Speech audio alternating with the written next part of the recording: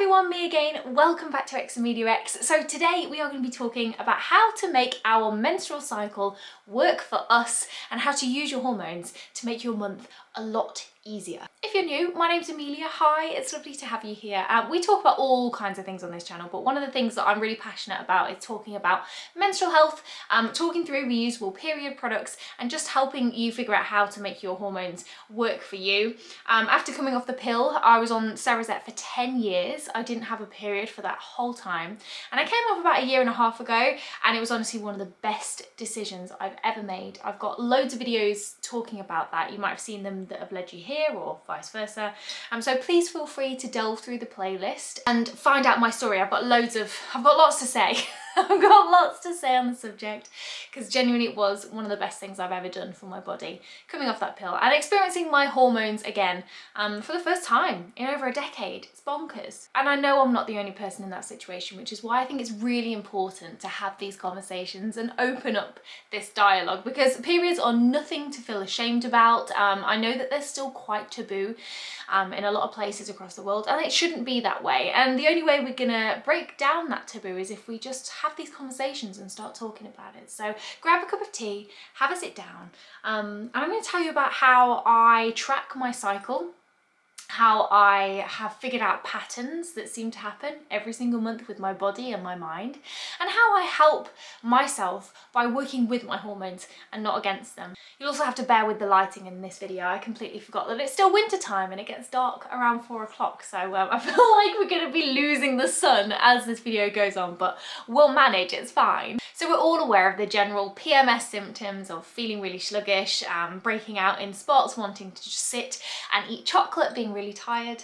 But are we all aware that there's actually positive things that come along with our cycle as well? Because that is exactly what it is. It's a cycle. It's cyclical. It comes and goes. There are ebbs and flows.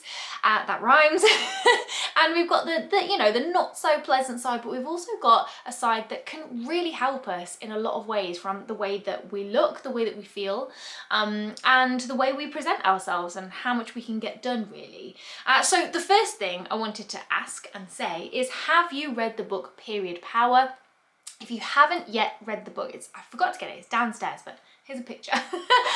If you haven't already read this book, I really do urge you to read it. It is fantastic, and it completely changed my whole outlook on my body, on my hormones, on everything. I learned stuff about my body at the grand old age of 33 that I should have known when I was 13, and we just don't get taught the stuff in this much detail, or we certainly didn't back in my day. It's making me sound old. I'm not old, but we definitely didn't get taught all of that stuff. So I will leave a link down below. Click on it, buy it, read it. It is honestly going to change your world. But there is a concept that is brought up in this book around our menstrual cycle, saying that it's split into 4 seasons. So we start with winter, day 1 of our cycle, which is day 1 of your period. And in the next couple of weeks, you're going to be moving into your spring, where things start to get a little bit brighter. You start to find you've got a little bit more energy. And then you move into the ovulation area, which is your summer, which is where you might feel the most confident, your skin might look great, you're glowing, you're not bloated, everything's going well. Then we come into the autumn, which is sort of like your pre-period section, where again the energy levels might drop, and then back to winter and it all starts again. And now it's the concept of the seasons. I absolutely love it. Of course, with anything to do with your menstrual cycle, with anything to do with bodies in general, or just anything, really, everybody's different, okay? And you may not ovulate at the same time. You may not get the same symptoms, the same feelings in each season as somebody else does. For example, you might not feel tired when you're on your period. That might be your really confident season, and in your summer around ovulation you might not feel as good. It's not necessarily the fact that all these symptoms fit neatly into the season and that it's the same for everyone. It's just more the concept of splitting your cycle into 4 different parts and observing how you feel and what happens in each one of those seasons. Now, I've been tracking my periods ever since I got them back. And I would highly urge everybody to do that as well. If you'd like to see a video on all the different things I do to track my cycle and the different things that I feel at the different times of my cycle, let me know. I can look into doing that as well. But most of the time I just use an app called Flow. There's loads of period tracking apps. I use that one. I paid for the premium when it was on offer. Would I say that was worth it? Probs not. But it was like £5 so for the year, so I was like, yeah, I'll go for it. And I just enter any symptoms that I feel every now and again into there, and having done that over the space of a year, I've really noticed that there's definitely there's a cycle going on, and there's things that keep happening at the same sort of time every month, and that had just all the information on my body helps me work with it ahead of time. So now I've been doing it for a little while. I know the patterns that have emerged, and I plan my month around those patterns. So for example, I know that in my autumn and winter I am very, very tired. I get more tired than usual. I don't have much energy. I don't have much motivation. I'm really not very creative at all, which in my job is a struggle. On the flip side, so that's how I personally feel like the week before my period. On the flip side, during my ovulation, I assume I ovulate. I haven't tried to get pregnant, so I'm not, you never know, do you? I've done fertility tests at home, which I've done a whole video on as well, if you wanted to look into that. And apparently, according to all of my hormones, everything seems to be balanced right. So when I say ovulation, we're just gonna go with that. But when around the time where I would be ovulating, or when I'm ovulating, I feel so confident. I feel the most confident in the world. I'm literally my biggest cheerleader around that time.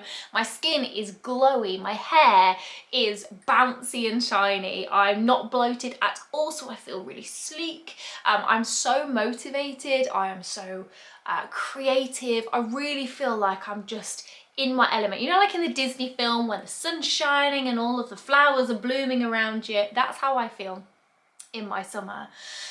So I know that a couple of weeks after that I'm going to go into my autumn, and that energy is going to drop off. I'm not going to be feeling as creative.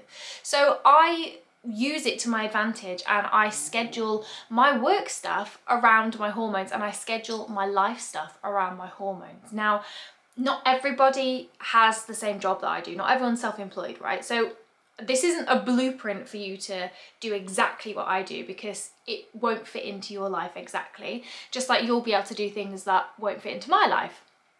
So don't use this as a blueprint and take it word for word. Just try and use the concept and apply that to you and in how it would work for you. So personally for me, work-wise, because I have that flexibility, I'm in control of my own diary, I tend to do all of my content creation ideas in my spring, when I start to get my motivation back after my period. I start to do all my content ideas, then come up with new ideas, plan stuff, start creating content, batch create in my summer when I'm feeling confident, looking great, whatever. And then in my autumn and winter, that's when I tend to sit and do all of the editing and the behind the scenes stuff, the non-customer facing part, apart from today. This is probably why I don't normally film in my winter. For me, around my period, my hair goes really lank. I only washed this like the other day. It goes flat, I've got breakouts, I'm so bloated, and I'm literally sat here thinking about chocolate as we speak. I'm gonna have some after this. But I structure my work now to fit around my hormones, and I do the same with my life stuff as well. I know that in my autumn and my winter, I don't really want to go out, I don't want to do much, I'm not feeling like super confident and stuff. So for me, during that time, staying in with some movies, with a takeaway, even just like a DIY cooking thing at home, have the girls round, open a bottle of wine, all in our comfies, sit and watch Disney Plus or something. I don't know, I'm not a Disney adult, but have you seen Encanto? I'm obsessed. I'm actually obsessed with it at the moment, I love it. But you know, like sit down, watch a feel-good film, open a bottle of wine and just snuggle in. That is my ideal of heaven in my autumn and winter parts of my cycle. However, when I'm in spring, summer, I actually feel like I want to go out and I want to go and do stuff. So that is when I would plan a brunch out and about with the girls, or going out for dinner with Chris and some cocktails beforehand, or going and trying something new that we haven't done before. Do you know what I mean? Like I would plan those things during that half of my cycle, because I know that I'm going to be looking good, I'm going to be feeling good, and I'm going to want to go out and do stuff. It's really interesting when you actually sit down and look at how everything sort of flows and how everything comes back around. Because like I said, it feels like you've got a bit more control over everything that's going on.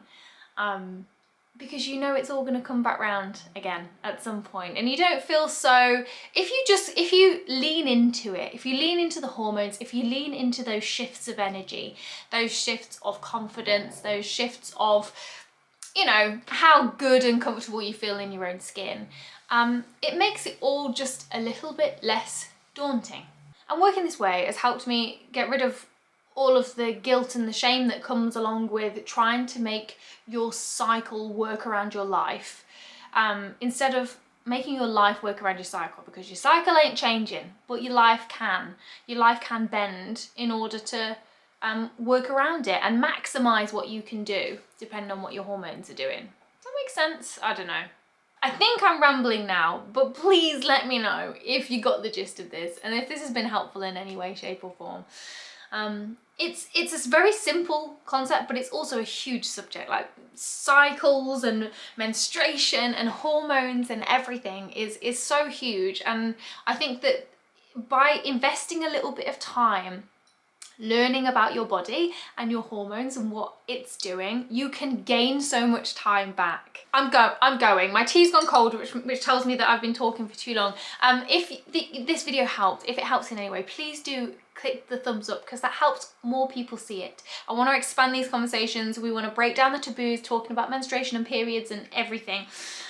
So yeah, please click that little thumbs up. And if you have got to the end of this video and it did help and I made any kind of sense, or you have any tips or anything to add, please take just 30 seconds to leave a comment down below, because again, that helps more people see the videos, and we can bring this conversation to more people. And of course, if you liked me, if you liked my face, if you liked, just enjoyed listening to this video, there's plenty more where that came from. So please do consider clicking subscribe and having a rummage through my archives, because you might find other things that are really helpful.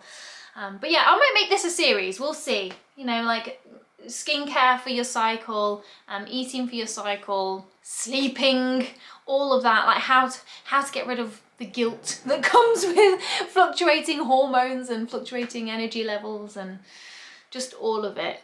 It's huge, isn't it? I'm going. Thank you so much for watching, and I'll see you again soon. Bye.